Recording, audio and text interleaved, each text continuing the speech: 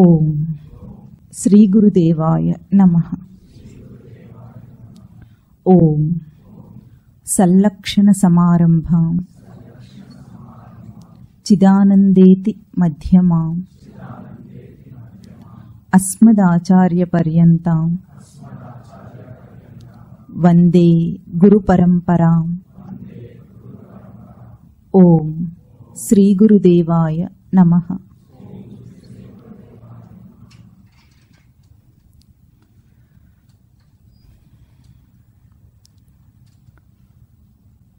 ముందుగా ఒక ప్రశ్న అడుగుతాడు.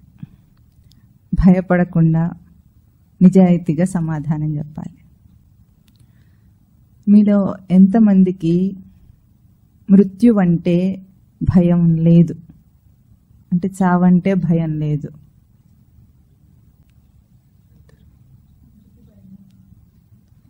ఓకే, ఒకరిద్దరు ఎత్తారు. సరే, ఇప్పుడు ఎంతమందికి భయం ఉంది? వెరీ గుడ్, రెండు గుడ్, ఎందుకంటే నిజాయితీగా చెప్పారు కనుక.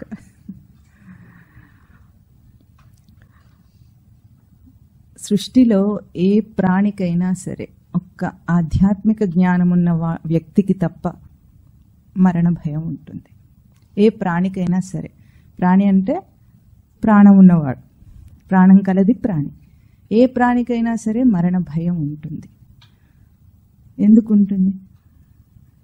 ఇప్పుడు మీ అందరికీ భయం ఉంది కదా, కొన్ని రీజన్స్ చెప్పండి. భయం ఎందుకు?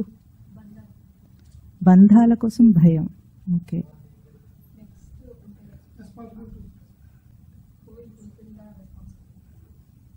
దానికోసం అందరికీ responsibilities, you are burdened with your responsibilities అన్నమాట. అంతేనా? నెక్స్ట్ ఏమిటో తెలియదు. కరెక్ట్. ఇంకా కోరికలు తీరలేదు ఇంకా. ఓ సరే, ఇంకేదైనా ఊహించగలరా? దేహంలో ప్రాణం లేకపోతే ఏం చేయలేము, అందుకు. ఇంకా నేనే దేహం అనుకుంటున్నాడు. కరెక్ట్, అది కరెక్ట్, అన్నిటికంటే ముఖ్యం. రెండు సమాధానాలు ఆయన చెప్పినవి కరెక్ట్. నేనే దేహం అనుకుంటున్నాడు కాబట్టి దేహం లేకపోతే నేను ఉండను అనుకుంటాడు. అంటే తన ఉనికిని డౌట్, సంశయం ఉందన్నమాట. ఉనికి మీద సంశయం వస్తుంది. తర్వాత ఏం జరుగుతుందో తెలియదు, ఎక్కడికి వెళ్తాడో ఏమవుతాడో తెలియదు. ఈ భయం ఎట్లా ఉంటుందంటే చీమకు దోమకే కాకుండా మనిషికి, మామూలు మనిషికే కాకుండా, మీకు అలెగ్జాండర్ ది గ్రేట్ తెలుసా?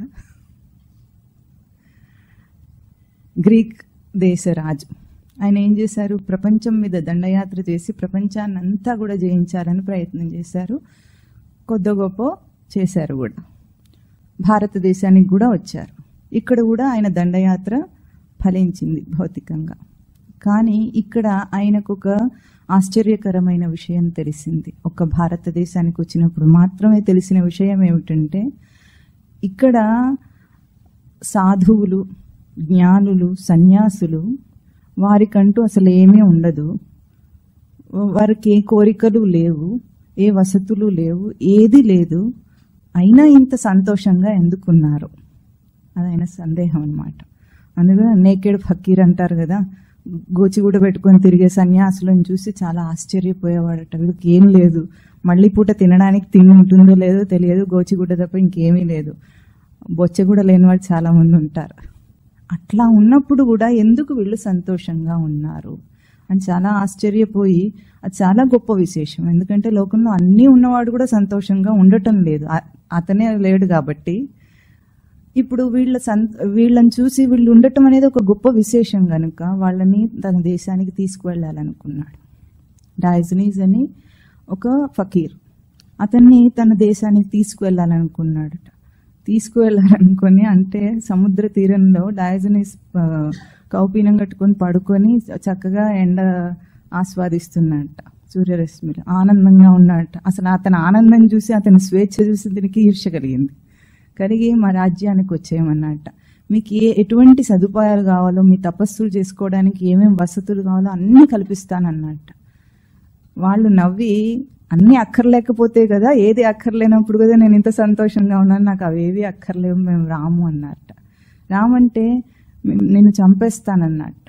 చంపేస్తానంటే ఇంతకంటే అబద్ధం నువ్వెప్పుడు చెప్పుండవు అని అన్నట్ట అలెగ్జాండర్తో. అంటే చంపటం అంటే ఏమిటి? నువ్వేం చేయగలవు? దేహాన్ని చంపగలవు, నన్ను నువ్వెప్పుడు చంపలేవు, నన్ను తాకలేవు అసలు నువ్వు. ఆ మాట వినేటప్పటికీ తన అహంకారం మీద ఇంకా గట్టి దెబ్బ తగిలింది. అటువంటి అనుభవం కలిగింది అలెగ్జాండర్కి మన భారతదేశంలో మాత్రమే. తర్వాత ఆయన వెళ్ళిపోతూ ఉండగా దారిలోనే వాళ్ళ రాజ్యానికి చేరకముందే అతనికి మలేరియా జ్వరం వచ్చిందట. జ్వరం వచ్చి దారిలోనే బాగా తీవ్ర అస్వస్థత వచ్చింది. కానీ అప్పుడు వాళ్ళ అమ్మకి ఇచ్చిన మాట గుర్తొచ్చింది అతనికి. అతను ఏమన్నాడు? ప్రపంచాన్నంతా జయించి నీ దగ్గరకు వస్తానని వాళ్ళ అమ్మకు మాట ఇచ్చాట. కానీ అది తీరకముందే ప్రాణం పోయే టైం వచ్చింది. ఒకరోజు తీవ్రమైన అస్వస్థత వచ్చింది. ఇంకా ఎవరూ కూడా ఈ రాత్రి గడుస్తుందన్న నమ్మకం చెప్పలేదు. అప్పుడు అతను మంత్రులను, వైద్యులను అందరినీ బతిమాలాడట, ఒక్కరోజు నన్ను బ్రతికించమని. దానికి బదులుగా మొత్తం నా సామ్రాజ్యాన్ని ఇచ్చేస్తాను, నా సంపదనంతా ఇచ్చేస్తానన్నట్ట. అయినా ఎవ్వరూ ఏమి చేయలేని స్థితి. అంటే ఈరోజు మనము ఎంత వృధాగా జీవితాన్ని గడుపుతున్నామో దాని విలువ మనకు అర్థం కాదు. ఒక రోజు వస్తుంది, ఒక్క రోజు కోసం మనం తప్పిస్తాం. అలెగ్జాండర్ ది గ్రేట్ అనిపించుకున్నాడు. ఆయన రియలైజ్ అయ్యి ఏం చెప్పాడు? తన శవపేటికలో చేతులు బయటికి పెట్టి, ఖాళీ చేతులు బయటికి పెట్టి నా శవయాత్ర తీసుకెళ్లాలని చెప్పాడు. ఎందుకంటే ఇంత ప్రపంచాన్ని జయించిన వాడు కూడా చిల్లి గవ్వ కూడా తీసుకెళ్ళలేడు. చివరికి తన దేహమే తీసుకెళ్ళలేడు, చిల్లి గవ్వ తర్వాత సంగతి. నేను అనుకుంటున్న దేహాన్ని కూడా తీసుకెళ్ళలేడు. అంటే ప్రాణ భయము, ప్రాణం మీద తీపి అందరి ప్రాణులకు సరి సమానం. ఎందుకు ఆ భయం ఉంది అంటే కేవలం ఇందాక రెండు రీజన్స్ ఏమిటి? నేనే దేహం అనుకుంటున్నాను. నేను దేహమే అనుకున్నప్పుడు ఇంకా ఈ దేహం పోతే తన ఉనికి లేదు, నేను ఉంటానన్న నమ్మకం లేదు. ఎందుకంటే దేహం కంటే వేరుగా తను ఎవరో తనకు తెలియదు కనుక. తర్వాత ఏం జరుగుతుందో తెలియదు. అయితే ఒక ప్రశ్న వేసుకున్నాం, 84 లక్షల జీవరాశుల గర్భాలలో జీవుడు జన్మలను ఎత్తాడు అని అనుకుని చెప్పుకున్నాం కదా మనము. మరి 84 లక్షల జీవరాశుల గర్భాలలో ఎన్నో కోట్ల జన్మలు ఎత్తుంటాడు. అంటే అన్నిసార్లు పుట్టాడు. ఎన్నిసార్లు పుడితే అన్నిసార్లు చచ్చిపోవాలా వద్దా? మరి ఇప్పుడు చచ్చిపోవటంలో మనకు ఎక్స్పీరియన్స్ ఉందా లేదా చెప్పండి. చాలా ఎక్స్పీరియన్స్ ఉంది. అందుకే కదా ట్రైనింగ్ లేకుండా చచ్చిపోతాం, ఎవరైనా అడిగి చచ్చిపోతాం. ఎట్లా ప్రాణం బయటకు వెళ్ళిపోతుంది అడుగుతారు ఎవరైనా? అడగరు, అక్కర్లేదు. అంత ట్రైనింగ్, అంత అనుభవం ఉన్న మనకు ఇప్పటికీ మృత్యు అంటే భయం. ఏదైనా అనుభవం ఉన్న పని చేయమంటే మనం ఎట్లా చేస్తాం? అవలీలగా చేస్తామా? భయపడతామా? అవలీలగా చేస్తాం. కానీ మరణం అంటే అంత భయం ఎందుకుంది మనకు? దేహం విడిచిన తర్వాత అనుభవం వచ్చింది, అక్కడ చేయకముందు అనుభవం లేదు మనకు. దేహం విడిచిన తర్వాత ఇంకేముంది? అప్పుడు అంతా అనుభవం వచ్చింది, అన్ని జన్మల్లో వచ్చింది. కానీ మళ్ళీ ఈ దేహంలోకి వచ్చినప్పుడు ఆ పాత స్మృతులు ఏవి మనకు లేవు గనుక ఇంకా మరణం అంటే భయం ఉంది మనకు. ఆ మరణ భయమే మనిషిని నడిపిస్తోంది. కానీ ఆధ్యాత్మిక జ్ఞానంలో మొట్టమొదటి సౌభాగ్యం ఏమిటి అంటే సాధకుడు పొందేది అభయం. అభయం ఈ రోజుతో అమృతత్వమే. ఎందుకంటే ఎప్పుడైతే ఈ స్థూల దేహం నేను కాదని తెలుసుకున్నాడో, స్థూల దేహం నేను కాకపోతే అది పోతే నాకేం కాలేదు కదా, నాకేమీ నష్టం జరగలేదు కొంచెం కూడా అన్న జ్ఞానం ఎప్పుడొస్తుందో వాడు మాత్రమే ధైర్యంగా ఉండగలుగుతారు. ఇద్దరు ఇక్కడ చేతులు లేపారు, వాళ్ళకి ఆధ్యాత్మిక జ్ఞానం ఉండి తీరాలి, ఉంటేనే ఆ ధైర్యం వస్తుంది. ఇప్పుడు ఈ ఆధ్యాత్మిక జ్ఞానం కోసం ప్రయత్నంలోనే మనము ఈ పార్సల్ విప్పాం 15 రోజుల క్రితం. గుర్తుందా మీకు? కొంచెం స్థూల దేహం గురించి కొద్దిగా మనం మననం చేసాం. స్థూల దేహం యొక్క నిర్మాణం ఎట్లా అవుతోంది, స్థూల దేహం ఎట్లా ఉంది అని. అయితే ఆ స్థూల దేహము ఎటువంటిదంటే ఇదం శరీరం పరిణామపేశలం అంటారు. పరిణామపేశలం అంటే మార్పులు చెందటంలో దిట్టయట. దిట్ట అంటే పర్ఫెక్షనిస్ట్. ఇది ఎప్పుడు మార్పు చెందుతూనే ఉంటుంది. అయితే మనం ఎట్లా మననం చేసాము? శైశవ, బాల్య, కౌమార, యవ్వన, వార్ధక్య దశలు వస్తాయని మననం చేసాం. అవేదో 5 దశలు చూపించారు, కానీ దాంట్లో ఒక్కొక్క దశకి చాలా సంవత్సరాల కాలం పడుతుంది ఆ మార్పు తెలియటానికి. అట్లా కాకుండా మన దేహంలో ప్రతిరోజు కూడా, ఈ దేహం ఏమిటి? కణముల రాశి, అంటే హీప్ ఆఫ్ సెల్స్. ఆ కణముల రాశిలో ఒక మెచ్యూర్డ్ హ్యూమన్ బాడీలో, అంటే పూర్తిగా ఎదిగిన మానవ శరీరంలో 74 ట్రిలియన్ సెల్స్ ఉంటాయట. ఆ సెల్స్ అన్నీ కూడా రోజు కొన్ని సెల్స్ చచ్చిపోతూ ఉంటాయి, కొత్త సెల్స్ పుడుతూనే ఉంటాయి. అంటే రోజు ఈ మార్పు జరుగుతోంది మనకు తెలియకుండానే. అందుకే మనం చుట్టూ ఇక్కడ కూర్చున్న దాన్ని ఏమంటారంటే సెల్యులార్ గ్రేవ్యార్డ్ అంటారు. అంటే ఇప్పుడు మనం ఇక్కడ కూర్చున్నాం, మనం అందరం లేచిపోయిన తర్వాత ఊడిస్తే ఇక్కడ దుమ్ము ధూళి కనిపిస్తుందని మనం అనుకుంటాం, చెత్త. కానీ అందులో మానవ దేహం యొక్క సెల్స్ కూడా ఉంటాయి మైక్రోస్కోప్లో చూసినప్పుడు. అందుకే ఫోరెన్సిక్ రిపోర్ట్లో వాళ్ళు చెక్ చేస్తే వాళ్ళకి తెలుస్తుంది అన్నమాట. అంటే మన దేహంలోని కణములు అనుక్షణం మారిపోతూనే ఉన్నాయి. మనం రాత్రి పడుకొని లేచే లోపల మన జుట్టు 1 మిల్లీమీటర్ అయినా పెరుగుతుంది, కానీ మనకు తెలియదు. అంటే దేహంలో అనుక్షణం మార్పు జరుగుతూనే ఉంటుంది స్థూల దేహంలో. ఈ మార్పులు జరుగుతూ ఉంటే ఈ శాస్త్రంలో ఏం చెప్తారంటే ఒక 7 సంవత్సరాల కాలం పడుతుందట పాత కణములన్నీ పోయి కొత్త కణములు రిప్లేస్ అవ్వటానికి. అంటే ఎట్లాగో ఇప్పుడు ఒక మాంసాహారి అయిన వ్యక్తి ఉన్నాడు అనుకోండి, మాంసం తినటం అలవాటు ఉంది. ఎప్పుడైతే అది దేహానికి సమన్వయం కాదు, కంపాటబుల్ కాదని తెలుసుకున్నాడో తినటం మానేశాడు. ఈ క్షణాన మనస్సులో మానేసి ఆ సంకల్పం చేసి ఆ ప్రాక్టీస్ మొదలు పెట్టచ్చు, కానీ అతని దేహం శుద్ధి అవ్వటానికి 7 సంవత్సరాలు పడుతుంది. అందుకే 7 సంవత్సరాల దీక్షా కాలం ఇస్తారన్నమాట ట్రాన్స్ఫర్మేషన్ కోసం. ఆ దీక్షా కాలంలో 7 సంవత్సరాలు అయితే దేహం పూర్ణంగా శుద్ధి అవుతుంది, పూర్వపు అలవాట్లు పోయి. ఇది స్థూల దేహం యొక్క సంక్షిప్త చరిత్ర. ఇప్పుడు ఈ స్థూల దేహం పనిచేయటానికి వెనుక ఉన్న ఒక ఇది హార్డ్వేర్ అన్నాం కాబట్టి అది సాఫ్ట్వేర్. సూక్ష్మ దేహాన్ని గురించి మనం తెలుసుకున్నాం ఇవాళ. 3 దేహాలు ఏమిటి ఇంతకు? స్థూల, సూక్ష్మ, కారణ శరీరాలు. స్థూల దేహము అయ్యింది. ఇప్పుడు సూక్ష్మ శరీరం. సూక్ష్మ శరీరము 17 అంశములు ఉంటాయి. దాంట్లో 17 అంశములు ఏమిటంటే 5 కర్మేంద్రియములు, 5 జ్ఞానేంద్రియములు, 5 ప్రాణములు, మనస్సు, బుద్ధి. లెక్క సరిపోయిందా? 17 అంశములు అన్నమాట. ఈ 17 అంశములతో ఏర్పడిందేమో సూక్ష్మ శరీరం. ఇంకొక వర్షన్లో అంటే మనం పంచకోశములని కూడా మననం చేశాం. పంచకోశముల్లో అయితే అన్నమయ కోశమే స్థూల శరీరము, 2 ఒకటే అని మననం చేశాం. ఇప్పుడు రెండవది సూక్ష్మ శరీరంలో 3 కోశములు వచ్చేస్తాయి. ఒకటేమో ప్రాణమయ కోశము, ఒకటి మనోమయ కోశము, విజ్ఞానమయ కోశము. చెప్పండి. ప్రాణమయ కోశము, మనోమయ కోశము, విజ్ఞానమయ కోశం. ఈ 3 కోశములు కూడా సూక్ష్మ శరీరంలో భాగాలుగానే వస్తాయి. ఇందులో మొదటిది ప్రాణమయ కోశం. ముందు సూక్ష్మ శరీరానికి సంబంధించిన కర్మేంద్రియాలు, జ్ఞానేంద్రియములు అన్నారు కనుక ఆ 2 అయిన తర్వాత ఆ ప్రాణమయ కోశంలో పెడదాం. కర్మేంద్రియాలు అనేది మీకు ఇక్కడ చెప్పారా? కర్మేంద్రియాలు ఏమిటి? యాక్షన్ ఆర్గన్స్ అంటారు కర్మేంద్రియములను. వాక్, పాని, పాద, పాయు, ఉపస్థలు. చెప్తారా? వాక్, పాని, పాద, పాయు, ఉపస్థ. వీటిని కర్మేంద్రియాలు అంటారు. వాక్ అంటే అర్థమైంది, మాట్లాడటం. The ability to talk. అంటే మనకు ఎక్కడైతే వాగింద్రియం ఉందో ఆ వాగింద్రియంలో మాట్లాడే శక్తి. వాగింద్రియం అంటే ఇప్పుడు ఇక్కడ మనకు వోకల్ కార్డ్ ఉంటుంది. వోకల్ కార్డ్ ద్వారా ఎప్పుడైతే నిశ్వాస గాలి బయటికి వస్తుందో అక్కడ నుండి శబ్దం ఉత్పన్నమవుతుంది. ఇది భౌతికమైన ఒక డిజైన్ ఇక్కడ, కానీ అది వాగింద్రియం కాదు. దానికి మాట్లాడే శక్తి దేనివల్ల వస్తుందో అది వాగింద్రియం. ఈ తేడా ఇది. ఎందుకంటే ఇప్పుడు ఇక్కడ ఉందనుకోండి, ఈ డిజైన్ ఏదైతే భౌతికంగా ఫిజికల్గా ఉందో అది స్థూల శరీరంలో భాగమే కదా. కానీ వాగేంద్రియాన్ని సూక్ష్మ శరీరం అన్నారు, స్థూల శరీరం కాదు. అంటే ఇది డిజైన్ లో ఏ శక్తి ఉందో దేని ద్వారా మనం మాట్లాడుతున్నామో అది మాత్రం వాగేంద్రియం.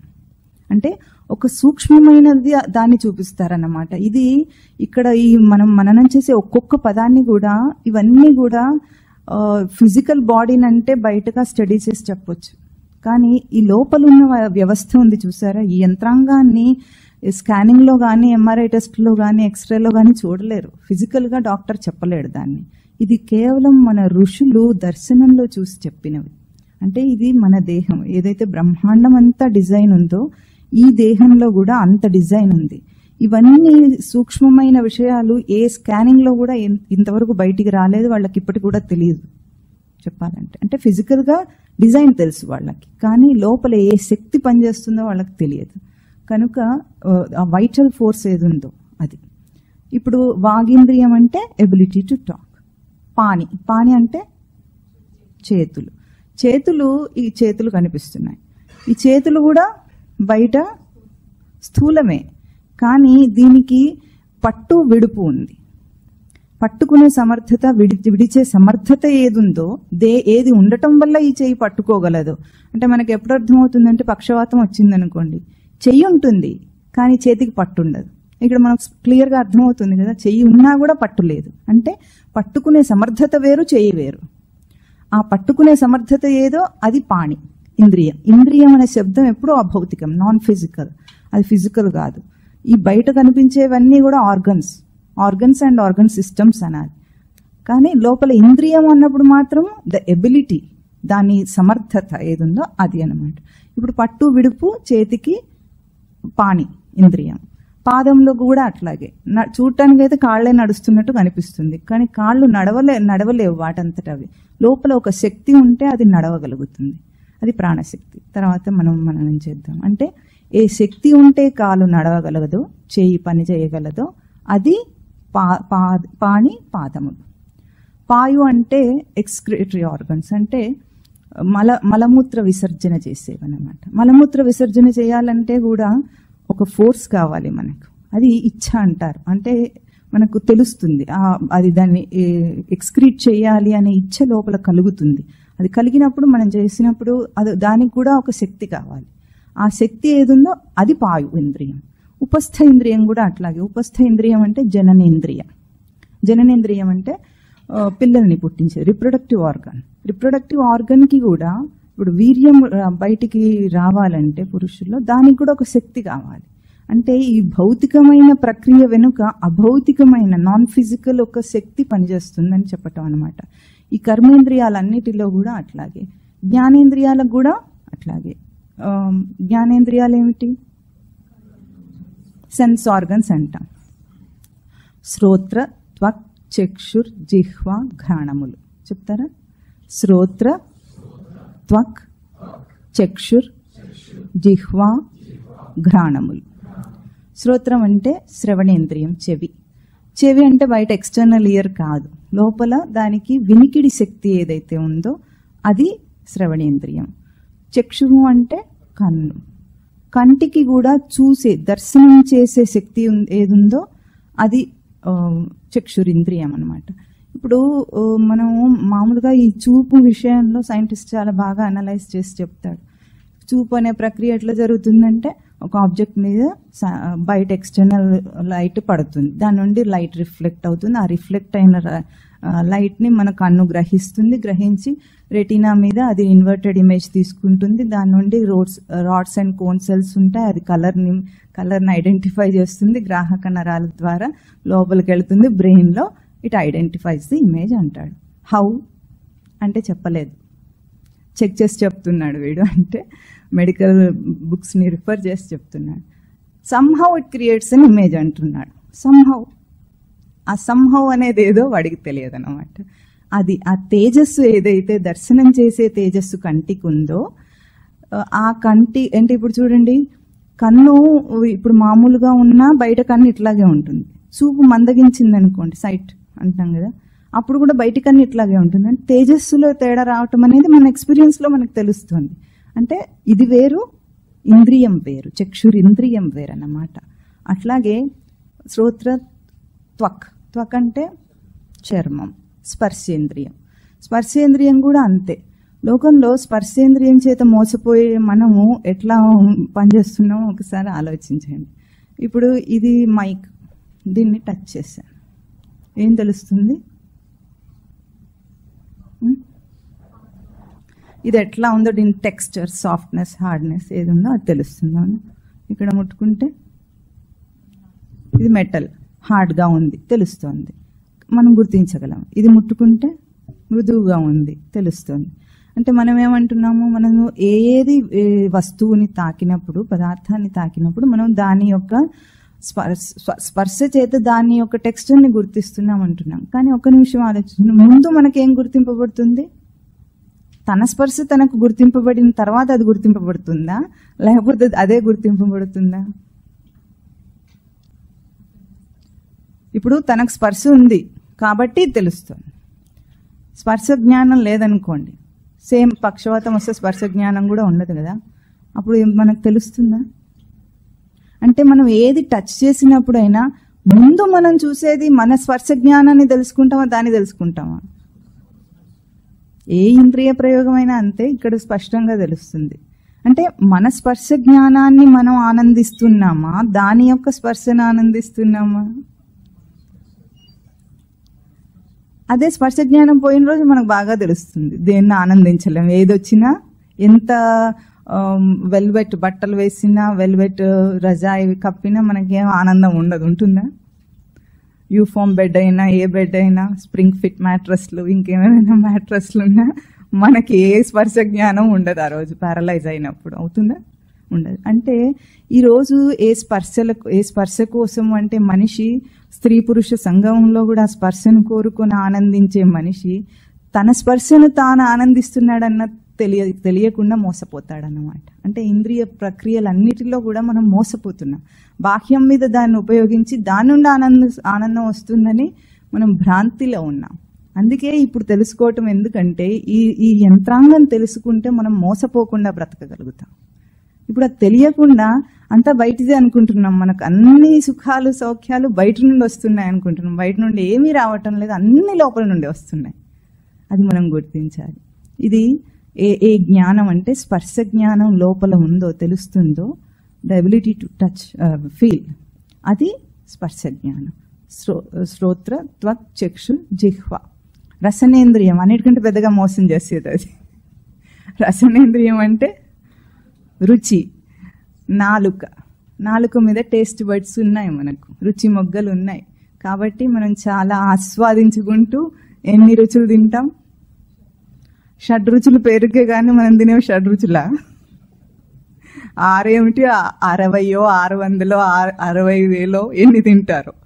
ఇందులో ప్రపంచంలో ఉన్న డిషెస్ అన్ని వండుకొని తింటారు, ఒక్క చోట ఉన్నావు కానీ. గ్లోబలైజేషన్, దీన్నే గ్లోబలైజేషన్ అంటారు. అంటే థాయ్, చైనీస్, ఇంకా కాంటినెంటల్, ఏ చెత్త చెదారం అంత మొత్తం ఇన్ని మనము ఎంజాయ్ చేస్తున్నాం అంటున్నాం కదా. సింపుల్ థింగ్ ఆలోచించండి, షడ్రుచులు తెలియటానికి నాలుకలో ఏముంటే తెలుస్తుంది? నోట్లో ఏముంది? లాలాజలం. లాలాజలం ఉంది కనుక ఈ రుచులన్నీ మనం ఆస్వాదిస్తున్నాం. లాలాజలానికి రుచి ఏమైనా ఉందా? దానికి ఏమో పుల్లగా ఉందా, కారంగా ఉందా? ఏదీ లేదు. రుచి లేని లాలాజలాన్ని మాత్రం ఎప్పుడూ మింగుతూనే ఉంటాం వద్దనకుండా. అదే ఎంత ఇష్టమైన రుచికరమైన పదార్థమైనా సరే, మీకు ఇష్టం ఉన్న ఒక పదార్థం చెప్పండి.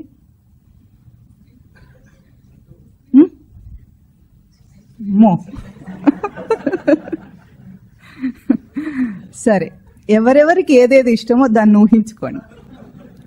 లోకో భిన్న రుచి కదా. ఇప్పుడు ఒక స్వీట్ పాయసం ఉందనుకోండి, జనరల్గా సాత్వికంగా చెప్తున్నాడు వీడు, మీరు చెప్పినన్ని చెప్పలేడు. ఒక కప్పు పాయసం తింటాడు, ఎట్లా ఉంటుంది? ఆహా, ఓహో, అద్భుతం అంటాడు, అవునా? 2వ కప్పు తిన్నప్పుడు అద్భుతం కొంచెం తగ్గుతుంది, మామూలుగా బాగుంది అంటాడు. 3వ కప్పు కూడా తింటున్నప్పుడు ఇంకా కొంచెం లా ఆఫ్ డిమినిషింగ్ రిటర్న్స్, అంటే తగ్గిపోతూ ఉంటుంది దాని రుచి. 4, 5 మహా కెపాసిటీ ఉంటే తర్వాత చాలు బాబోయ్ చాలు అంటాడా? ఎందుకన్నాడు చాలని? చాలా ఇష్టం కదా, తిను ఇంకా తిను. You can't enjoy. అది బయట నుండి వచ్చే రుచి. లాలాజలం ఎప్పుడైనా మింగకుండా ఉంటాడా? వద్దంటాడా? ఎండిపోవాలనుకుంటాడా? అనుకోడు. ఎందుకు అనుకోడు? అది రుచి లేదు, పాడలేదు. లాలాజలం అంటే ఊరి కారిపోదు, ఊరక ఎండిపోదు అంటారు స్వామివారు. అంటే ఊరి దాని ఫ్లో ఎక్కువైపోయి కారిపోదు, ఊరకుండా ఎండిపోదు, ఎప్పుడు తడిపి ఉంచుతుంది. ఎంత కావాలో మోడరేట్గా అంత తడిపి ఉంచుతుంది. చూడండి, ఇప్పుడు మన రుచిని మనం ఆస్వాదిస్తుంది లాలాజలం అన్నా పాయసం అన్నా. రియాలిటీ ఏమి? మనం ఒప్పుకోము. అమ్మో మళ్ళీ ఇప్పుడు ఈ ఫేవరెట్ ఐటమ్స్ అన్ని పోతాయి కదా, తినొద్దంటారేమో అనుకుని అసలు అననే అన్నారు అన్నమాట. కానీ నిజానికి ఏమిటి జరుగుతున్నది? ఏమిటి? మనను మనమే తనను తాను ఆస్వాదించినట్లుగా బయట దాన్ని ఆస్వాదించలేడు. కెపాసిటీ లేదు వాడికి. వాడు హెల్ప్లెస్. ఏం చేస్తాడు? ఏదైనా సరే, ఏ ఇంద్రియ భోగాన్ని అనుభవిస్తున్నారని అనుకుంటున్నారో వాటన్నిటినీ చూడండి, ఎంతసేపు అది కావాలి. జస్ట్ మొమెంటరీయే కదా, అన్ని సుఖాలు మొమెంటరీగానే అనుభవిస్తాడు, తర్వాత చాలు. కానీ తనను తాను, తన ఇంద్రియ తేజస్సును తాను విడిచిపెట్టలేడు కదా. పోతే ఇంకా పైగా భయం కూడా ఉందంటున్నారు. అంటే తనను తాను ఆస్వాదిస్తున్నాడన్న సత్యాన్ని గుర్తించాలి, అప్పుడు భయం ఉండదు. ఇప్పుడు రసనేంద్రియం ఇది, దాని చరిత్ర. శ్రోత్ర, త్వక్, చక్షు, జిహ్వ, ఘ్రాణం. వాసనలు. ఈ కాలంలో వాసనలు కూడా చాలా ఎక్కువ ఇంపార్టెన్స్ని సంతరించుకున్నాయి. ఎందుకు? నానా రకాల పర్ఫ్యూమ్స్ అన్ని కొట్టుకుంటూ ఉంటారు మనుషులు. ఎందుకు? వాసన, ఆ ఘ్రాణం అనేది తన తేజస్సును కూడా తెలియకుండా బయట వాసన వల్ల నాకు ప్లెజెంట్గా ఉంటుంది అంతేనా అనుకొని వాసన కొట్టుకుంటూ ఉంటారు. అసలు వీడికైతే చాలా మట్టుకు ఏ పర్ఫ్యూమ్ దగ్గరకు వచ్చినా కడుపులో తిప్పేస్తూ ఉంటుంది. వీడు ఆలోచిస్తాడు, ఈ కంపెనీ వీళ్ళు ఎందుకు భరిస్తున్నారు అని అర్థం కాదు వీడికి. చివరికి శానిటైజర్ కూడా అంతే. ఆ శానిటైజర్ పెట్టుకుంటేనే అసలు పక్కన ఎవరైనా వస్తే భరించలేడు వీడు. అటువంటి వాసనలు, బయట వాసనలన్నీ కోరుకుంటున్నారు కదా. అసలు ఆ వాసన ఎట్లా అనుభవిస్తున్నాడు వాడు? ఒక్కసారి జలుబు చేసి ముక్కు దుబ్బటేసింది అనుకోండి, వాసన తెలుస్తుందా? ఏమైంది? వాసన ఆనందించండి, ఆనందించలేడు కదా. ఎందుకు? లోపల తేజస్సు లేదు అక్కడ. ఆ తేజస్సు ఏమిటి? Ability to smell. అది నా తేజస్సు కదా.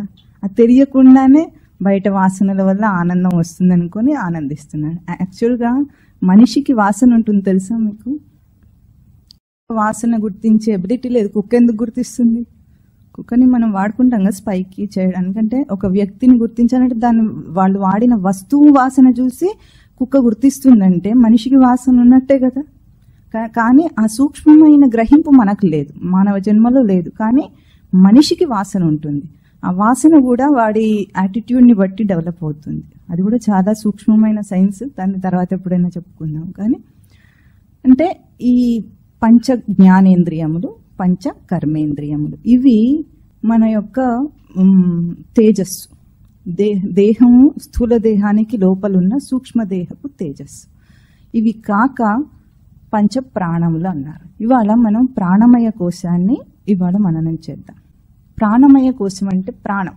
ప్రాణం అంటే దీని గురించి ఉపనిషత్తుల్లో చక్కగా విచారణ ఉంటుంది. 2-3 ఉపనిషత్తుల్లో కూడా అన్నిట్లో వీటి గురించి, ఇంద్రియాల గురించి, వాటి గురించి ఉపనిషత్తులు అన్ని కూడా విచారణ చేస్తాయి. ఎందుకంటే తనను తాను తెలుసుకోవడమే ముఖ్యమైన కర్తవ్యం అన్నప్పుడు ఇక్కడ నుండే మొదలవుతుంది. అంటే బయట జగత్ వదిలేసిన తర్వాత మిగిలేది దేహము, తన రచన, తన డిజైన్ తెలుసుకోవటం. ఇందులో ప్రశ్నోపనిషత్తులో మంచి సంవాదం ఉంటుంది. ఆశ్వలాయన కౌశల్యుడు అనే ఒక ఋషి పిప్పలాద మహర్షి దగ్గరికి వెళ్ళి అడుగుతారు, కుత ఏష ప్రాణో జాయతే భగవన్, కుత ఏష ప్రాణో జాయతే. అంటే ఈ ప్రాణం ఎక్కడి నుండి పుడుతుంది, దేహంలోకి ప్రాణం ఎక్కడి నుండి పుడుతుంది అని అడుగుతాడు. అంటే ఆత్మనః ఏష ప్రాణో జాయతే, అంటే ఆత్మ వలన ప్రాణం పుడుతుంది అని చెప్పారు. తర్వాత కథమాయాత్యస్మిన్ శరీరే, ఈ దేహంలోకి ఎట్లా వస్తుంది? పుడుతుంది ఆత్మ వల్ల. ఎట్లా వస్తుంది అంటే దాని యొక్క పెరగటం తరగటం అన్నమాట. ప్రాణశక్తి పెరగటం తరగటం దేని వల్ల జరుగుతుంది అంటే మనోకృతేన, మనస్సు వలన ప్రాణశక్తి పెరగటం తరగటం జరుగుతుంది. ఆ తర్వాత ఆత్మానం వా ప్రవిభజ్య కథం ప్రాతిష్ఠతే అంటే ఈ ప్రాణం అనే ఒక శక్తి తనను తాను 5 భాగాలుగా, నిజానికైతే 10 భాగాలు, 5 ప్రాణములు 5 ఉపప్రాణములు కూడా ఉన్నాయి. దీన్ని అది దానంతట అదే విభాగం చేసుకుని ఎట్లా నిలిచి ఉంది దేహంలో అని అడుగుతారు. తర్వాత కేన ఉత్క్రమతే ఎట్లా లేచిపోతుంది దేహం నుండి, కథం బాహ్యం అభ్యుదత్తే ఈ ప్రాణము బయట కాస్మస్తో ఎట్లా కనెక్ట్ అయి ఉంది అనమాట, బాహ్యంతో ఎట్లా కనెక్ట్ అయి ఉంది.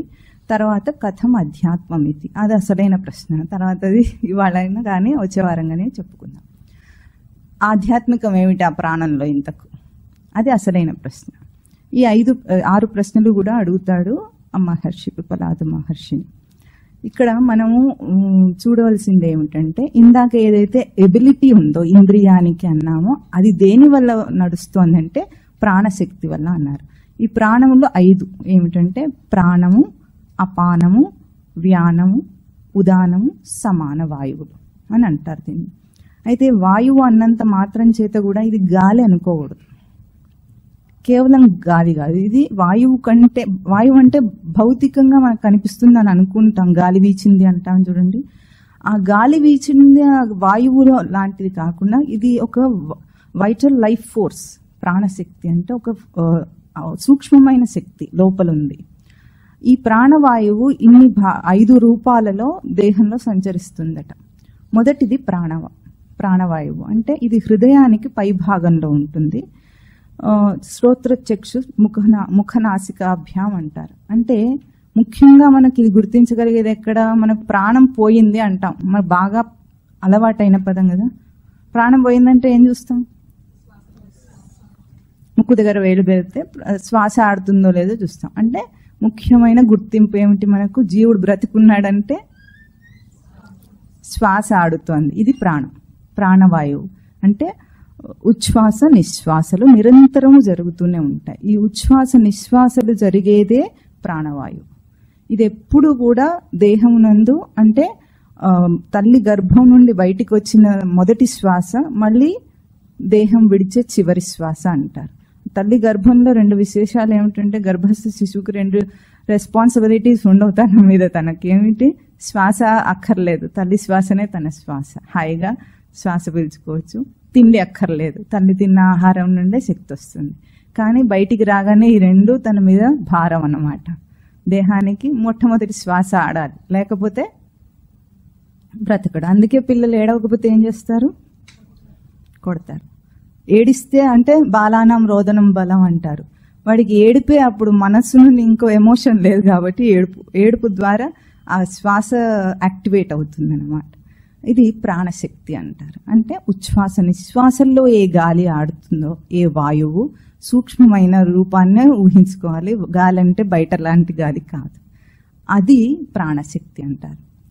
రెండవది అపానవాయువు. అపానవాయువు అంటే ఎజెక్ట్ చేసేది, మనం మలమూత్ర విసర్జన చేసేది ఏది, అది ఎక్కడుంటే నాభికి కింది భాగంలో ఆసన స్థానంలో ఉండేది అపానవాయువు. ఈ అపానవాయువు ఏం చేస్తుంది, జీర్ణం అయిన తర్వాత ఏ మలినం ఉంటుందో ఆ మలినాన్ని అంతా కూడా బయటికి నెట్టాలి. నెట్టకపోతే అది దేహానికి పాయిజనస్, దోషం కాబట్టి దాన్ని నెడుతుంది బయటికి. అట్లాగే పురుషుల్లో వీర్యం ఎజెక్ట్ అవ్వటానికి కూడా అపానవాయువే కారణం. మనం ఈ అపానవాయువు గురించి మనకు ఆ అనుభవంలో తెలుస్తుంది ఎవరికైనా. ఎట్లా ఉంటుంది, గ్యాస్ట్రిక్ ట్రబుల్ ఉంటే ఎట్లా ఉంటుంది తెలుస్తుంది కదా. అంటే తిన్న దాంట్లో ఏ దోషం వచ్చినా మనకు వెంటనే సిగ్నల్ వచ్చేస్తుంది.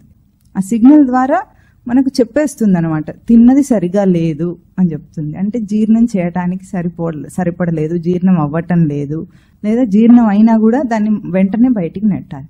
అందుకే ఆహారం తీసుకోవడం కంటే ఎక్కువ ముఖ్యం మలమూత్ర విసర్జనలు చేయటం.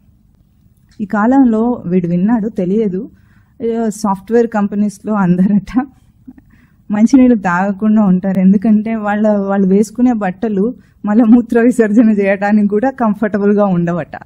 అందుకని టైట్ జీన్స్ వేసుకుంటే మాటికి వాష్రూమ్కి వెళ్లాల్సి వస్తుందని వాళ్ళు మంచినీళ్ళు కూడా తాగకుండా ఉంటారట. కొత్త రోగాలు వస్తున్నాయని విన్నాడు. అంత అనుభవం లేదు, కానీ వినికిడి జ్ఞానం. అంటే మనిషికి ఇది సెన్స్ చేసి తెలివి కూడా పోయిందన్నమాట. ఇది న్యాచురల్ సెన్సెస్ ఇవన్నీ మనకు. అంటే లోపల నుండి దేహం ఇప్పుడు దాహం ఉందనుకోండి, దాహం వేస్తే ఎవరైనా చెప్తారా? అమ్మ వచ్చి చెప్తుందా? చెప్పదు కదా. పసిపిల్లవాడికైనా వాడికే తెలుస్తుంది. అంటే ప్రతిదీ లోపల నుండి ఒక సెన్స్ ద్వారా తెలుస్తూ ఉంటే దాన్ని దాటేసి ఓవర్లుక్ చేసి మనం చాలా బిజీగా ఉన్నట్టు పనులు చేసేసుకుంటాం, దీన్ని పట్టించుకోకుండా. అప్పుడు రోగాలు వస్తాయి. దాహం వేగానే నీళ్లు తాగితే రోగం రాదు. ముందు అది చేయదు మనిషి. చేయకుండా అంటే ప్రాక్టికల్గా వీడు చూస్తూ ఉంటాడు కొంతమందిని. నీళ్లు తాగమంటే అది కూడా టైం ప్రకారంగా అలారం పెట్టుకొని తాగాల్సింది కాదు, లోపల అలారం మోగుతుంది. కానీ మనం అది చూడటం మానేసాం కాబట్టి బయట ఇప్పుడు మళ్ళీ దానికి కూడా ఒక టైం మెయింటైన్ చేసి గడియారం చూసుకొని దాని మీద ఆధారపడి అప్పుడు నీళ్లు తాగాలి. ఇది అపాన వాయువు చేసే పని. అంటే ఎప్పటికప్పుడు దేహంలో ఈ జీర్ణకోశంలో ఉన్న మలినాలను అది నెట్టేస్తుంది బయటికి. ప్రాణ అపాన వ్యాన, ఇది దేహం అంతా వ్యాపించి ఉంటుంది. వ్యానం అంటే వ్యాపించి ఉన్నదన్నమాట. దేహం అంతా వ్యాపించి ఉండి ఇది ఏం చేస్తుంది అంటే, మన దేహంలో నాడీ మండలం ఉంది. ఈ నాడీ అంటే మామూలుగా సైన్స్ పరిభాషలో అయితే దాన్ని నర్వస్ సిస్టమ్ అంటారు. కానీ ఆ నర్వస్ సిస్టమ్ యాక్చువల్గా నాడీ మండలం కాదు. నాడీ అంటే ఇప్పుడు నర్వస్ సిస్టమ్ ఎట్లా పనిచేస్తుంది, బ్రెయిన్ నుండి central nervous system neuron cells ద్వారా దేహం అంతా కూడా వ్యాపించి ఉంది. ఇప్పుడు మనం ఏదైనా వేడిగా ఉన్న పదార్థాన్ని ముట్టుకున్నాం, వేడి గిన్నెను ముట్టుకున్నాం, ఏమవుతుంది? కాలు అట్లాగే ఉంటారా? వెంటనే చెయ్యి వెనక్కి లాగుతాం. అవునా? Reflex action. ఏదైనా సరే మనం వేడి పదార్థాన్ని, అతి చల్లగా ఉన్న పదార్థాన్ని ముట్టుకోగానే రిఫ్లెక్స్ యాక్షన్ వస్తుందండి. అంటే ఇక్కడ ఏం పనిచేస్తుంది అన్నట్టు మనకు తెలుస్తుంది కదా. సెన్స్ ఏమిటి? సెంట్రల్ నర్వస్ సిస్టమ్ మనకు ఇమ్మీడియట్గా మెసేజ్ ఇచ్చేసింది, మనం చేయి లాగేసుకున్నాం. ఇది సైన్స్ పరిభాష. అట్లా కాకుండా నాడీ వ్యవస్థ ఒకటి ఉంది, అది సూక్ష్మమైందనమాట. అంటే ఏ న్యూరాన్ సెల్స్ ఉన్నాయి, దాని ద్వారా నర్వస్ సిస్టమ్ ఏర్పడింది అంటున్నా, ఆ న్యూరాన్స్ లోపల ఒక శక్తి ఉంటే అది పనిచేస్తుంది. లేకపోతే న్యూరాన్స్ అనేవి భౌతిక శరీరమే, సెల్స్ అవి కూడా ఒక సెల్సే కదా, భౌతిక కణాలు కాబట్టి. కానీ దాని లోపల ఒక శక్తి ఉండాలి కదా, అది నాడీ మండలం. ఆయుర్వేదంలో ఆ నాడిని పరిశీలన చేస్తారు. ఈ వ్యానవాయువు ఏం చేస్తుందంటే, దేహంలో ఈ ముందు 101 నాడులు ఉంటాయట. దాని నుండి మళ్ళీ ఒక్కొక్క 101 నాడులో ఒక్కొక్క దాని నుండి 100 నాడులు వస్తాయి, దాని శాఖలు. ఆ ఒక్కొక్క 100 నాడుల నుండి 72,000 ఉపశాఖలు వస్తాయి. అంటే దేహంలో నఖశిఖ పర్యంతం, అంటే కాలి బొటన వేలు గోరు నుండి పైన జుట్టు దాకా కూడా మొత్తం అంతా నర్వస్ సిస్టమ్ వ్యాపించి ఉంది. ఒక్క జుట్టు గోర్లు తప్ప, ఇవి డెడ్ సెల్స్. తెలుస్తుంది, అందుకే మనకు నొప్పి ఉండదు. అయితే అవి దేహానికి అటాచ్డ్గా కూడా ఉన్నాయి. అంటే కంప్లీట్గా డెడ్ కాదు, అటాచ్డ్గా ఉన్నంతసేపు అవి కంప్లీట్గా డెడ్ కాదు. అందుకే హిరణ్యకశిపుడు వరం కోరుకున్నప్పుడు ఏం అడుగుతాడంటే, ఏ ఆయుధం చేత చనిపోవాలంటే ప్రాణరహితములు ప్రాణ సహితములు కాని ఆయుధముల చేత చచ్చిపోవాలని కోరుకుంటాడు. చాలా బాగా డిజైన్ చేసుకుంటాడు తన చావును తానే. అందుకే ఎంత బాగా డిజైన్ చేసుకున్నా కూడా అంత బాగా డిజైన్ అంతా కూడా రచించి స్వామి ప్రత్యక్షమయ్యాడు. అది ఎప్పుడైనా మళ్ళీ చెప్పుకుందాం. నరసింహ అవతారం చాలా బాగుంటుంది.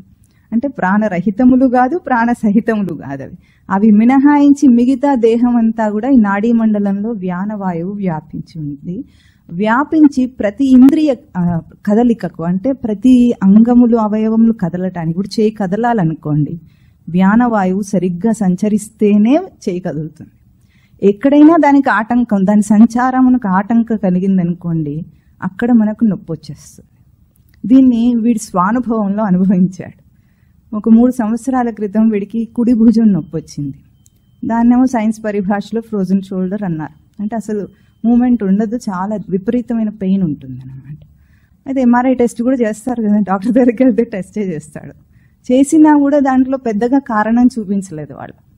దోషం ఏముందంటే చిన్న ఎడిమా ఉంది, అంటే నీరు ఫామ్ అయింది అని అన్నారు. ఇంతే చెప్పారు. దానికి పెద్దగా మందులు కూడా చెప్పడానికి సరిగ్గా లేవు. ఉన్నా కూడా అవి ఎట్లా ఉంటాయంటే కారణాన్ని సరిగ్గా చెప్పలేకపోయాయి. అయితే మా మఠంలో మాకు ఒక ఆయుర్వేద వైద్యులు ఉన్నారు. ఆయన అంటే మఠంలో ఉండరు, కానీ మాకు తెలిసిన వాళ్ళు స్వామివారికి భక్తులు వాళ్ళు దూరంగా ఉంటారు. ఆయన వీడిని చూడను కూడా లేదు అసలు, ఫోన్లోనే అంతా. ఆయన ఆంధ్రాలో ఉంటారు. ఆయనకి లక్షణాలు చెప్పగానే ఇది వాత సంబంధం అన్నారు. వెంటనే వాత సంబంధం అని చెప్పింది. ఎందుకంటే ఇక్కడ ఏదైతే వాయువు ఉందో వ్యానము, దానికి ఆటంకం కలిగింది. ఆటంకం కలిగినప్పుడు ఇక్కడ ఒక నొప్పి క్రియేట్ అవుతుంది అన్నమాట. అంటే ఏ సంచారం జరగాలన్నా, ఇప్పుడు మీరు తల ఊపుతున్నారు, తల ఊపాలన్నా వ్యానవాయువు ఉండాలి, లేకపోతే బిగుసుకుంటుంది. అంటే వ్యానవాయువు ఏం చేస్తుంది, నాడీ మండలం అంతా వ్యాపించి ఉంది, అట్లాగే రక్తనాళాలన్నిట్లో కూడా వ్యాపించి ఉంది. అది మొత్తం ఏవైతే అంటే ఆర్టరీస్ అండ్ వెయిన్స్ ఉన్నాయో, మొత్తం సర్క్యులేటరీ సిస్టమ్ ఉందో దాంట్లో కూడా వ్యాపించి రక్త ప్రసరణ చేస్తుంది టిల్ ది క్యాపిలరీ ఎండ్. అంటే మన ఈ రక్తనాళాల చివరి భాగం దాకా, అక్కడి దాకా కూడా. అందుకే మనం అంత సెన్స్ చేయగలుగుతున్నాం దేహాన్ని. ఇక్కడ ముట్టుకున్న నేనని తెలుస్తుంది. ఇంత చిన్న సర్ఫేస్లో, ఇంత సర్ఫేస్లో ఎక్కడ తగిలినా సరే, ఒక గుండు సూదంత ఏరియా తగిలినా సరే సెన్స్ తెలుస్తుందా? ఇదంతా దేనివల్ల జరుగుతుంది? లోపల ఈ వైటల్ ఫోర్స్ ఉంది, వైటల్ లైఫ్ ఫోర్స్ ఉంది కాబట్టి తెలుస్తుంది. ఇది వ్యానం. ఉదానం. ఉదానం అనేది ఒక చిత్రమైన వాయువు. ఉదాన వాయువు హృదయానికి పై భాగంలో ఉంది. ఇది ఏం చేస్తుంది అంటే 2 రకాల పనులు చేస్తుంది. ఒకటేమో మనిషి యొక్క స్థూల శరీరం ఎట్లాగుందో అచ్చంగా అట్లాగే సూక్ష్మ శరీరం ఏర్పడటానికి, అంటే ప్రత్యుత్పత్తి జరగటానికి, ఇప్పుడు మనిషి నుండి మనిషే పుడతాడు కదా, మనిషి యొక్క స్పర్మ్ సెల్ వీర్యకణం నుండి తల్లి యొక్క ఓవం కలిస్తే జైగోట్ ఫామ్ అయి మళ్ళీ మనిషే పుడుతున్నాడు. ఆ మనిషియే పుట్టడానికి మామూలుగా అయితే క్రోమోజోమ్స్ కారణం అని సైన్స్ చెప్తుంది. కానీ ఈ ఉదాన వాయువు ఒక సటిల్ బాడీని ఫామ్ చేస్తుందట. అంటే ఒక సూక్ష్మమైన రచనని ఆ వీర్యకణంలో ఉంచుతుంది. అందుకే ఆ మళ్ళీ మనిషికి మనిషి పుడతాడు, కుక్కకు కుక్క పుడుతుంది, పిల్లికి పిల్లి పుడుతుంది. అంటే ఏ దేహం నుండి ఆ దేహమే ఉత్పన్నమయ్యే ఒక రచన ఉదాన వాయువు వల్ల జరుగుతుంది. ఇంకా బయటికి ఇది పైకి ఉదానం అంటే పైకి దీని ఫోర్స్ కాబట్టి వాంతి చేసుకునేటప్పుడు ఉదాన వాయువు వస్తుంది అన్నమాట. తెలుస్తుంది కదా మనకు, వాంతి అయితే బయటికి రావాలంటే శక్తి కావాలి, దానికి కూడా వాంతి చేసుకోవడానికి కూడా శక్తి కావాలి, దేనికైనా శక్తి కావాలి. ముఖ్యంగా ఇది పనిచేసేది ఎప్పుడంటే ప్రాణ ఉత్క్రమణ సమయం, అంటే చచ్చిపోయేటప్పుడు ప్రాణం లేచిపోవడానికి ఉదాన వాయువు సహాయం చేస్తుంది. తర్వాత సమాన వాయువు. సమాన వాయువు నాభిస్థానంలో ఉంటుంది. నాభి వెనుక మూలాధార చక్రం అంటారు, అక్కడ ఉంటుంది. ఉన్నప్పుడు అదేం చేస్తుందంటే జీర్ణకోశంలో జీర్ణమయ్యే మొత్తం ఆహారాన్ని కూడా సమానంగా వ్యాపించేటట్టు చేస్తుంది, దేహమంతా సమానంగా పంచుతుంది. సూక్ష్మ శరీరము ఎట్లా ఏర్పడుతుందని చెప్పాము మనం, చెప్పుకున్నాం. సూక్ష్మ శరీరంలో ఏమున్నాయి? స్థూల శరీరంలో అన్నమయ కోశము సప్తధాతువులతో ఏర్పడుతుందని చెప్పుకున్నాం. అంటే మొదటిది తిన్న ఆహారం రసధాతువుగా ఏర్పడి ఆ తర్వాత రక్తము, కొవ్వు, మాంసము, మజ్జ ఇవన్నీ కూడా ఏర్పడతాయి ఒకదాని తర్వాత ఒకటి. ఇప్పుడు చూడండి, మనం తిన్న ఆహారంలో ఎంత రక్తం దేహానికి కావాలి, ఎంత మాంసం కావాలి, ఎంత కొవ్వు కావాలి, మనకేమైనా లెక్కలు తెలుసా? దొరికినట్టు రుచికి తగ్గట్టు తినేయటమే కానీ ఎవరు లోపల దీన్ని సమంగా పంచుతున్నారు? పడుకొని లేచేటప్పటికీ ఒకవైపు చెయ్యి బాగా పెరిగిపోయి రెండో వైపు చెయ్యి పెరగకుండా ఉందా ఎప్పుడైనా? సమంగా ఉంది. బైలాటరల్ సిమెట్రీ కనిపిస్తుంది కదా ఫిజికల్గా బయటికి మనకు. అంటే 2 వైపులా కూడా మధ్యలో కోస్తే ఈ 2 వైపులు సమానంగా పెరుగుతున్నాయి. ఒక బుగ్గ పెరుగు ఒక బుగ్గ చకటపడుతుందా? లేదు, సమంగా. అంటే దేహం అంతా కూడా సమంగా అన్ని కణములను కూడా ఎవరు ఏర్పాటు చేస్తున్నారు? సమాన వాయువు. ఈ సమాన వాయువు లేకపోతే వికలం అయిపోతుంది అన్నమాట. వికలాంగం అంటే ఏమిటి?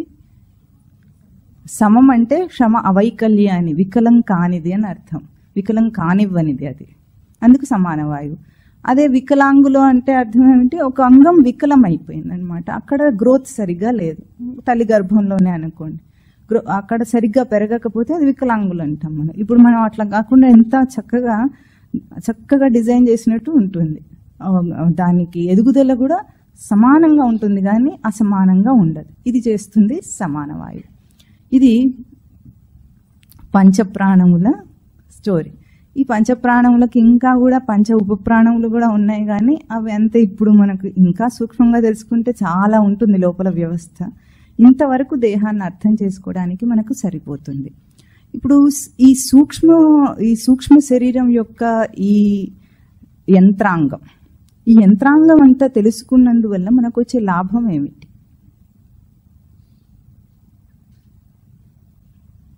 అంటే ఇప్పుడు ఇందాక ఆ మహర్షి అడిగిన ప్రశ్నల్లో దేని చేత పుడుతుంది అంటే ఆత్మనః. ఏదైనా సరే ఆత్మనఃనే, ఎందుకంటే సృష్టిలో ఆత్మ నుండి ఏదైనా పుట్టాలి. ఆత్మ నుండి పుట్టింది. దేని చేత ఇది బలమును పొందుతుంది అంటే మనోకృతేన అని చెప్పారు కదా. మనస్సు చేత ప్రాణం ఎట్లా బలమును పొందుతుంది? ఇది మనం అర్థం చేసుకోవాల్సిన విషయం అన్నమాట. ఇప్పుడు ఇక్కడ స్థూల శరీరం ఏమో తినే తిండి వల్ల బలంగా ఉంటుంది. ఇప్పుడు దేహం ఉందనుకోండి, గుండె బలహీనంగా ఉందన్నాడు అనుకోండి డాక్టర్ పరిభాష ఏమిటో మీరు చెప్పగలరా? అక్కడ గుండె బలహీనంగా ఉందంటే గుండె యొక్క మాంసం చేత ఏర్పడింది కదా, ఆ వాల్స్ అన్ని బలహీనంగా ఉన్నట్లా, లేదా రక్త ప్రసరణ అనే శక్తి బలహీనంగా ఉన్నట్ట? డాక్టర్కి అది తెలుసు అంటారా?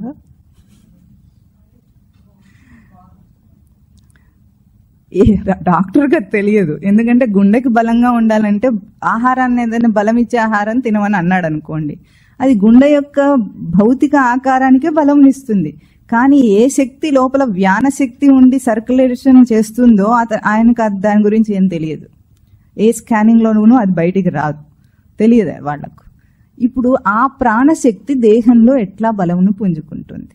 ఇది చాలా ముఖ్యమైన అంశం మనం తెలుసుకోవాల్సింది. ఎందుకంటే బయట తిండి బాగా తినేస్తున్నాం, బలంగా ఉండాలని దీన్ని ఫిజికల్ ఫిట్నెస్ కోసం చాలా జాగ్రత్తలు తీసుకుంటున్నాం కదా మనము.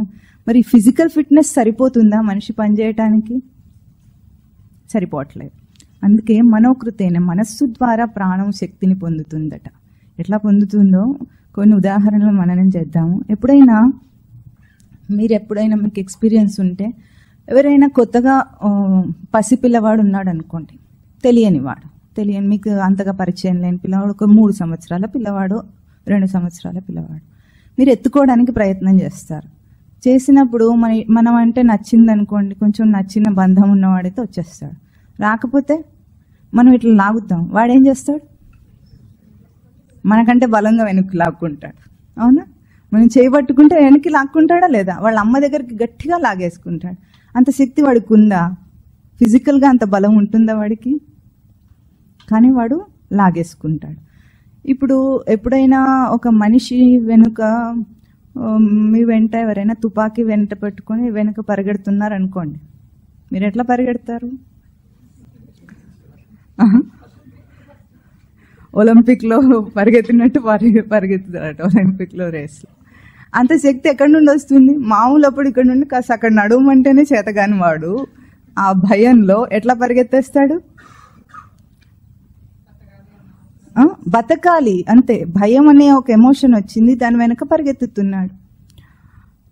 అట్లా కాకుండా ఎప్పుడైనా చాలా కాలం తర్వాత పాత స్నేహితులు ఇద్దరు కలిశారనుకోండి, ఒకరినొకరు గట్టిగా వాటేసుకుని ఎత్తేసుకుంటారు.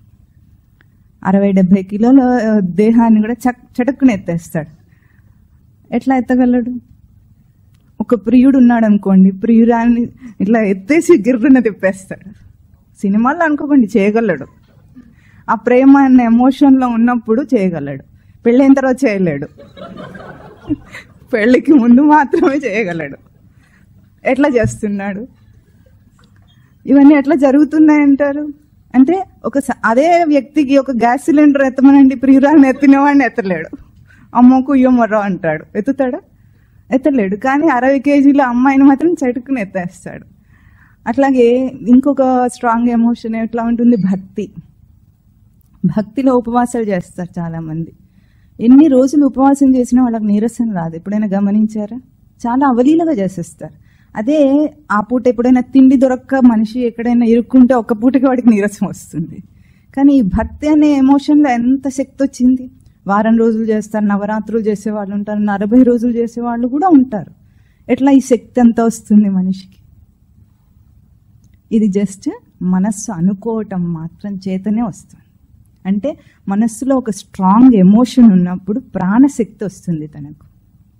ఈ మనస్సులోనే వచ్చే ప్రాణశక్తి వస్తుందని మనకు తెలియకుండా ఈరోజు మనిషి ఎంత తిన్నా, ఎంత ఎనర్జెటిక్ ఫుడ్ తిన్నా, ఎట్లా బాగా ఫిజికల్గా ఫిట్గా ఉన్నా ఎప్పుడు డిప్రెస్డ్గా ఉంటాడు, డల్గా, ఫటీగ్ అంటారు కదా.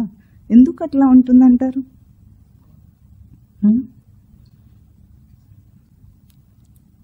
కనిపిస్తుంది, ముందు కాలంలో అట్లా ఉండరు. ఎందుకంటే ఈ ఎమోషన్ క్రియేట్ అయ్యేది ఎప్పుడైనా సరే ఒక వ్యక్తికి తనను తాను ప్రేమిస్తున్నాడు అనుకోండి, ఎవరైనా ఉంటుంది వాళ్ళ మీద, తన మీద తనకు ప్రేమ ఉంటుంది. ఉన్నప్పుడు ఆ శక్తి మినిమం లెవెల్లో ఉంటుంది. అదే ఒక కుటుంబం కోసం ఒక వ్యక్తి పనిచేస్తున్నాడు, కుటుంబం నాది అనుకున్నప్పుడు ఎంత శ్రమ పడతాడు. నా పిల్లలు నేను చదివించాలి, బయటికి తీసుకురావాలి, వాళ్ళకి ఏదైనా చేయాలి, వాళ్ళకు సుఖంగా ఉంచాలి అని అనుకుంటాడు. ఈ ఒక్క ఎమోషన్లో దాన్ని ఎంత శ్రమ పడతాడు. ఆ శ్రమంతా ఎట్లా వస్తుంది? ఆ పరిధిని పెంచుకున్నాడు. నా అన్న స్వార్థం కాకుండా నా వాళ్ళు అన్న అది ఎప్పుడు వచ్చిందో ఆ కుటుంబం కోసం అంత శ్రమిస్తూ ఉంటాడు. అది కూడా తెలియదు. వయసుని మించి కూడా చేసేవాళ్ళు ఉంటారు. ఎందుకు వచ్చింది? నా అనుకున్నాడు అంతే. అది లోపల మనసులో అనుకున్నాడు కాబట్టి బయటకు చేయగలుగుతున్నాడు. అదే ఒక సమాజం నాదనుకున్నాడు అనుకోండి, సమాజ సేవకులు ఉంటారు కదా, వాళ్ళకు కూడా వస్తుంది. ఇంత వైటాలిటీ ఎట్లా వస్తుంది? ఆ శక్తి ఎట్లా వస్తుంది? ఎనర్జీ ఎట్లా వస్తుంది? కేవలం అది నాది అన్న ఒక బుద్ధితో, దానికి ఏదో సేవ చేయాలన్న బుద్ధితో కనెక్ట్ అయ్యాడు. అంటే సమాజంతో కనెక్ట్ అయ్యాడు కనుక ఆ కనెక్షన్ వల్ల మనసు నుంచి వచ్చే ఆ ఎమోషన్ తనకు ఆ శక్తిని ఇస్తుంది. దేశమే నాదనుకున్నాడు అనుకోండి, అప్పుడు సైనికులకు ఇంత శక్తి ఎక్కడి నుండి వస్తుంది అనుకున్నారు? వాళ్ళని ఎప్పుడైనా చూసారా? వాళ్ళ ట్రైనింగ్, ఫిజికల్ ట్రైనింగ్తో పాటు మెంటల్గా వాళ్ళని హిప్నటైజ్ చేస్తారు. దేశం కోసం ప్రాణం ఇచ్చే లెవెల్కి వాళ్ళని ఎట్లా తీసుకెళ్తున్నారు? దేశభక్తి నూరిపోస్తారు వాళ్ళకి. వాళ్ళు అనుక్షణం చెప్పటం, పాటల రూపంలో, అన్నిటి రూపం. ఆల్రెడీ వాళ్ళకి అది ఉంటేనే అక్కడికి వెళ్తాడు, లేకపోతే వెళ్ళడు. దేశం నాదనుకున్నాడు. అంత పోరాడే శక్తి వాళ్ళకి ఎక్కడి నుండి వస్తుంది? కేవలం తిండి వల్లనే వస్తుందా?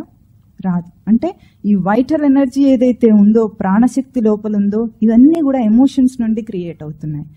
ఇంతకంటే గొప్పగా, అందరికంటే గొప్పగా ఎవరికి ప్రాణశక్తి హైయెస్ట్ లెవెల్లో ఉంటుందంటే ఎవరైతే యూనివర్స్తో కనెక్ట్ అయిపోతారో, యూనివర్స్ అందరికంటే పెద్ద క్షేత్రం యూనివర్స్. ఒక కుటుంబము, ఒక సమాజము, ఒక దేశము అనుకునే కంటే కూడా సర్వము మొత్తం యూనివర్స్తో కనెక్ట్ అయిన వాడికి అన్నిటికంటే హై లెవెల్లో ప్రాణశక్తి ఉంటుంది. అంటే మనిషి తన ప్రాణశక్తిని పెంచుకోవాలి అని అనుకుంటే ఎప్పుడైనా ముందు స్వార్థం తీసేయాలి. ఇండివిజువాలిటీ అనేది ఒకటి ఏదైతే ఉందో, తన కోసమే తాను అని ఎప్పుడు బతుకుతాడో ఆ స్థితి ఈరోజు సమాజంలో ఉంది.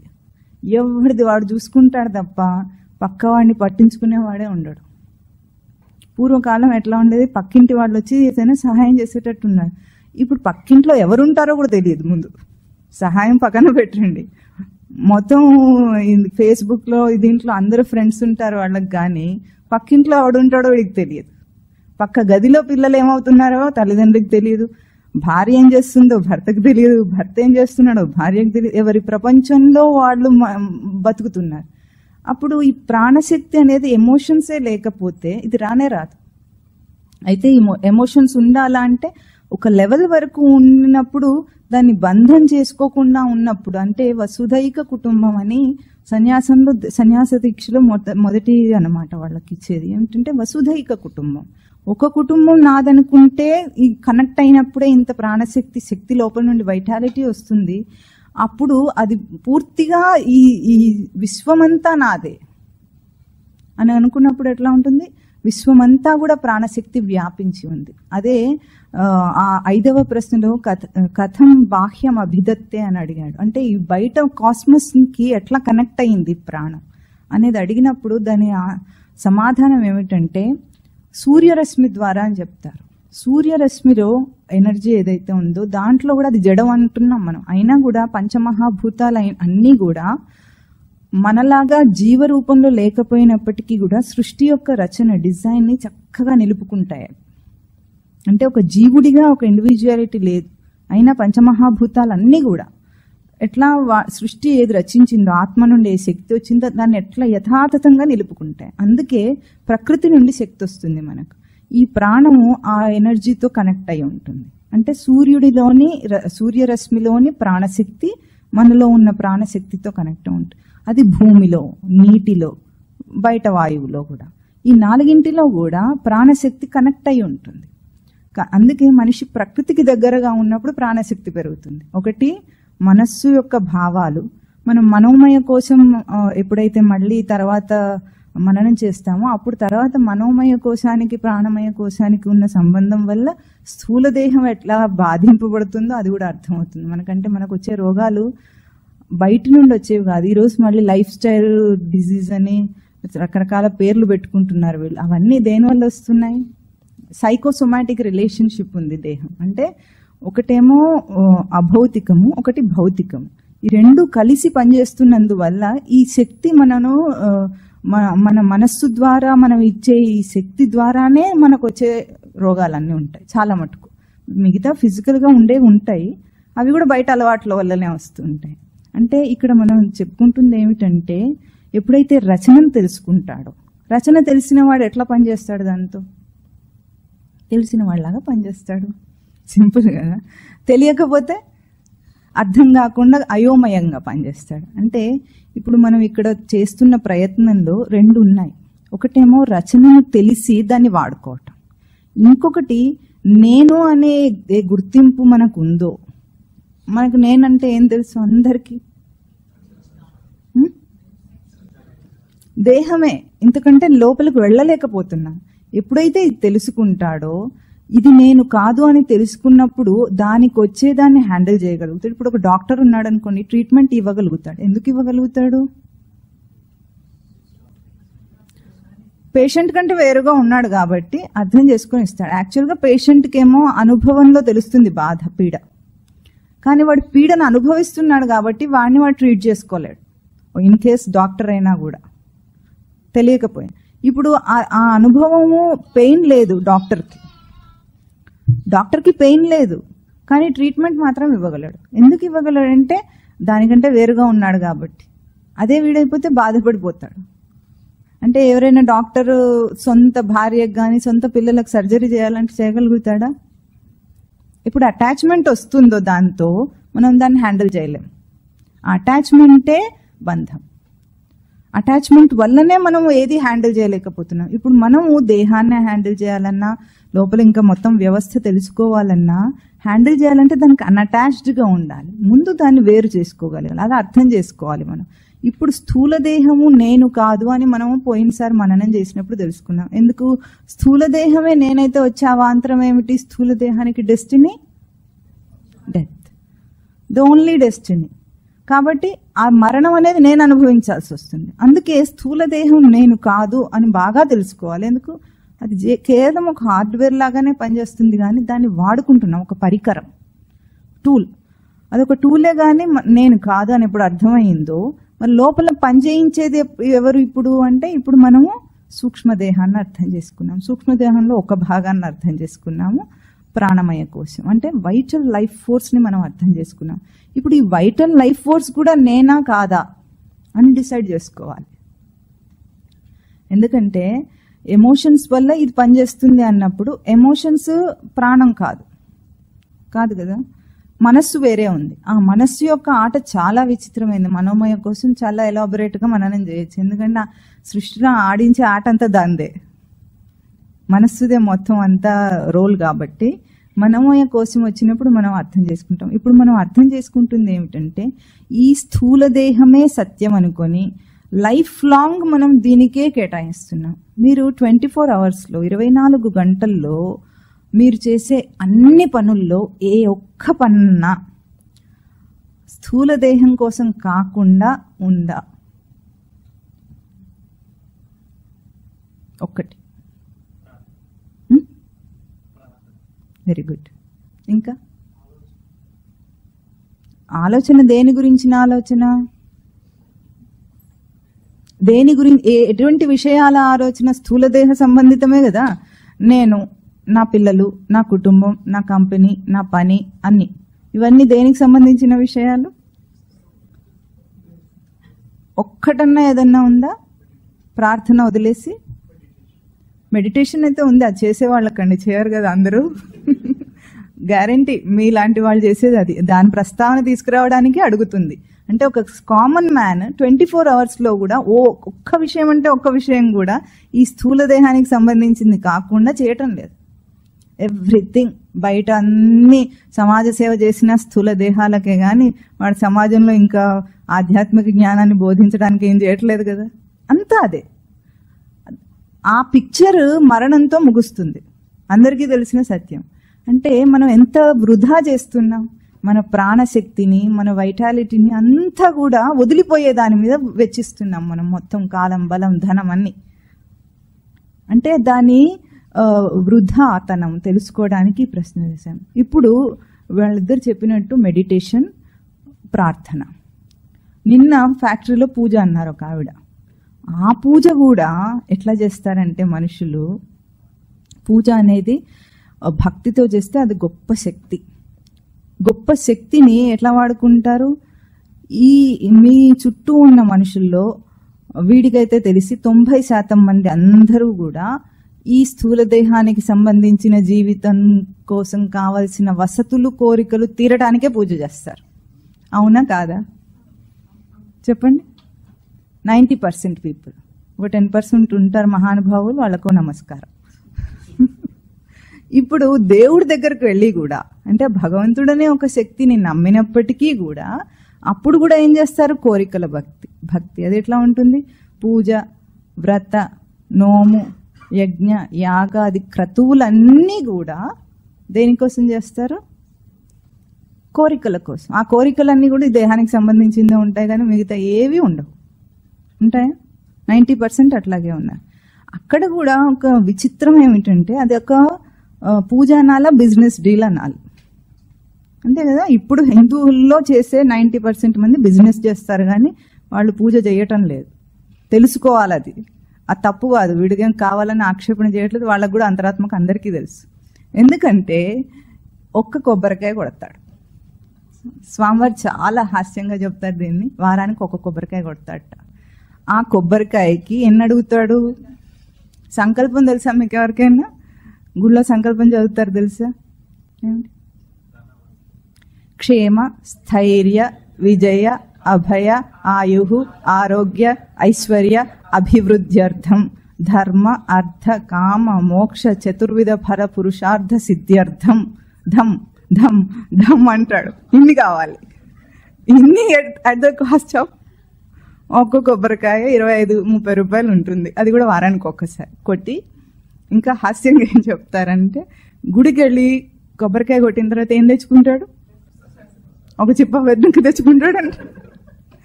ఆ చిప్ప కూడా వీడికే. స్వామివారు చెప్తారు, వస్తూ అంటే బీన్స్ కొనుక్కుంటాడట. కొనుక్కొని తెచ్చి ఆవిడకి ఇచ్చి బీన్స్ కూర వండించి, ఎట్లాగూ బీన్స్ కూరలో కొబ్బరి వేయాలి కాబట్టి కొబ్బరికాయ కొట్టొస్తాడట. ఆవిడేమో భక్తురాలట, కూరలో వేద్దామని ఉంచకుండా తినేస్తుందట కొబ్బరి. కూర చేసినప్పుడు కొబ్బరి ఏది అని అడిగితే, కొబ్బరి ఎక్కడుంది, ప్రసాదం అందరికి పెట్టేశానని చెప్తుందట. అంటే మన భక్తి ఎంత చీప్గా ఉందో చూసుకుంటున్నాం. అంటే మనిషి చీప్గా డీల్స్ చేస్తాడనమాట. భగవంతుడికి అసలే తెలివంతా నాదే అన్నట్టు అట్లా కోరుకుంటాడు. ఈ ఎమోషన్లో ఆ ప్రాణశక్తి కలగదు. నిజమైన భక్తి చాలా గొప్ప శక్తి. అట్లాంటి భక్తులు మన చరిత్రలో ఎంతో మంది ఉన్నారు. భక్తి అనేది చాలా గొప్ప శక్తి. అయితే ఈ సార్ చెప్పినట్టు మెడిటేషన్ ఇంకా ప్రార్థన అన్నారు. నిజమైన ప్రార్థన ఏమిటంటే కంప్లీట్ గ్రాటిట్యూడ్. ఒక్కసారన్నా ఈ జీవితం పరమాత్మ ఈ జన్మ ప్రసాదించినందుకు గ్రాటిట్యూడ్ చూపించామా? కృతజ్ఞతా భావం ఉందా మనకు? అసలు దీన్ని ఆలోచించే అంత టైం ఎక్కడుంది? స్వామి పట్ల కృతజ్ఞతా భావం ఉంటే గ్రాటిట్యూడ్. ఒక్కసారి కృతజ్ఞతా భావంతో ప్రార్థన చేయాలి. అది ప్రార్థన, నిజమైన ప్రార్థన, భక్తి. ఇంకా అన్ని చేసి ఏమడుగుతాడట అంటే, త్రైవిద్యామాం సోమపాహ పూత పాపాహ యజ్ఞైరిష్ట్వా స్వర్గతిం ప్రార్థయంతే. అంటే యజ్ఞయాగాది క్రతువులన్నీ వేదంలో ఏవేవి చెప్పారో అవన్నీ చేసేట వీడికి స్వర్గలోకం కావాలట. అయితే కృష్ణుడు ఏమంటాడు, చూసావా అర్జున, వాడు వెరితనము నా గురించి పూజ చేసి నన్ను ఆరాధన చేసి స్వర్గాన్ని కోరుతున్నాడు వెర్రివాడు అంటున్నారు.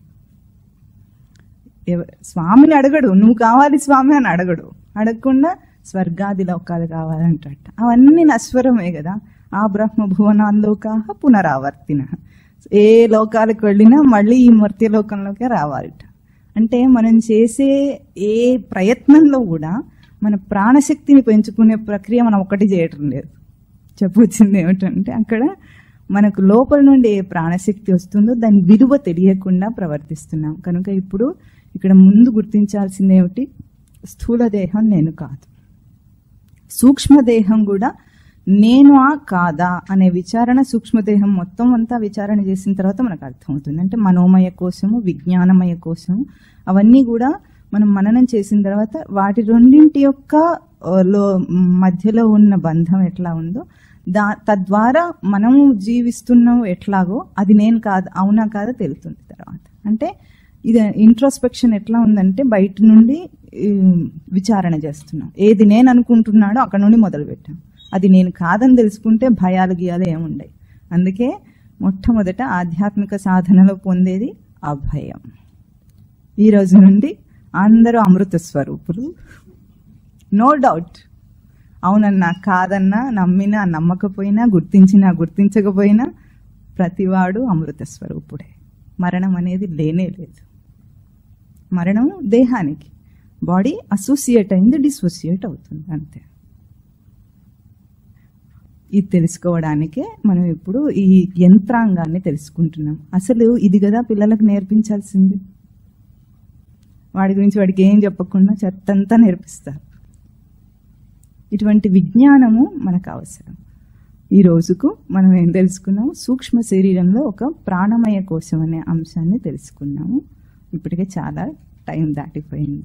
ఓం తత్ సత్.